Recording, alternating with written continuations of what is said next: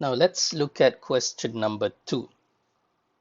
20 kg wheel has a radius of gyration. So this is another keyword that you have to pay attention to. Radius of gyration, when this is given, it means that the shape is the shape of the rigid body. The radius of gyration means the shape is non-homogeneous, which means that you cannot use the table, cannot use the mass moment of inertia table.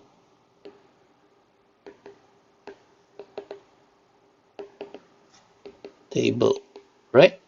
I'll show you in this tutorial how can we calculate the mass moment of inertia for the case of this problem, and it is a lot easier when you are dealing with the radius of gyration. All right, the wheel is subjected to the couple moment. Okay, this is the couple moment, moment being applied to the wheel, so it is a couple moment, and it slips as it rolls. This is another keyword which I will explain later.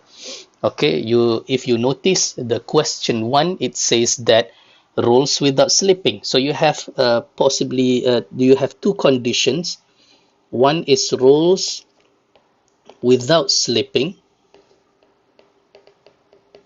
Okay, or you can say that this is no slipping occur,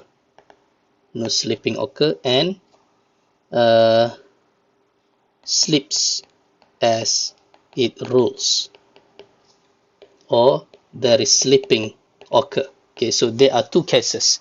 The question 1 tutorial, the previous tutorial, we deal with rolls without slipping. Okay, now slips as it rolls. So we'll see what is the difference between these two. Determine the angular acceleration. Okay, what we want to calculate first is the alpha of the wheel and the acceleration of the wheel's center O. So basically, we want to calculate also the AG. Okay, the coefficient of kinetic friction, is given as mu k equals to 0.5. Okay, let's start with the free body diagram. There will be a weight, there will be a normal force at the contact point. There is a 100 Newton meter couple moment. This is couple moment. All right, and there is friction as well. All right. So how do you determine the direction of the friction force? So my rule is simple. If the wheel, you have a wheel like this, and let's say it is rotating in this direction, all right, so the coefficient of friction, the friction force must be opposing the rotation. So this will be the direction of the friction, although this wheel is traveling to the right as well. This is AG, but this is the rotation. Rotation is clockwise, so the friction will be opposing the rotation in this direction. So that is the key. That is how you determine the friction. Okay, all right, so I'm going to erase this first. Okay, now we have already draw the free body diagram. We have 4 arrows, 4 external forces acting on the wheel. Now we move on to the kinetic diagram. Now the wheel is going to move to the right, so there will be MAGX pointing to the right. The wheel is not going to travel up and down, so no arrows in y-axis, and there will be, the wheel is also rotating, so there will be IG alpha for the rotation component. Okay, we'll start with the first equation, that is total force in x-axis equals to MAGX. All right, so you'll see that in x-axis there is only mu and a involved, and you have MAGX in here. So when you put these two together, mu and A equals to 20 AGX. So we have 0.5 and A, 0.5 for mu taken from here, equals to 20 AGX. We still cannot solve anything, so we move on to the Y equation. So total force in Y-axis, now you'll have positive NA minus mg equals to 0. So straight away you will get what is the value of NA, 196.2 Newton. Now we go to the moment equation to solve the other parameters. You calculate moment about center of gravity G, which is equal to Ig alpha. Now, you want to determine what is the value of Ig. All right. So I said that now the shape is a non-homogeneous shape. So you were given the radius of gyration. So how to use this? This is much easier. Ig is then equal to the mass times radius of gyration square.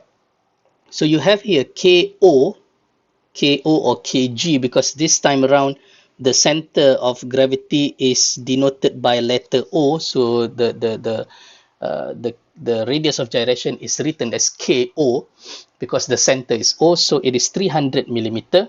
Now you convert it into meter, so you get 20 for the mass, 20 kg times 0.3 meter square. You have 1.8 kg meter square for the Ig.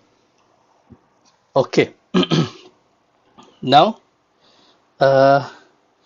you see that it slips as it rolls. So what does it mean, slip as it rolls? When slipping occur, then this equation is not valid anymore. You cannot use Ag equals to alpha r. That is only applicable for rolling without slipping. When it says slipping occur, the equation that you have to use is this. The friction is then equal to mu k times Na. All right. So now the friction will then equal to, the friction is then equal to 0.5 times 196.2 Newton. Okay. And when you calculate moment about the center of gravity, okay, you see here, NA doesn't have moment about G, mg doesn't have moment about G, couple moment you have, and also you will have mu and A, which is going to G in a counterclockwise direction, whereas we set clockwise as positive. So this will be negative, multiply with the radius 0.4. So you have, this is from the couple moment. All right. And this is minus 0.5 times 196.2, this one, the friction times 0.4, and equal to Ig, we have calculated here 1.8 alpha. So from here you will get alpha equals to 33.76 rad per second square, and therefore you will substitute the value to get, this from here, you can straight away substitute Na to get Agx equals to 4.9 meter per second. So that is two different type of question. The previous example is for rolling without slipping, and in this example you see the problem says that the wheel slips as it rolls. Okay.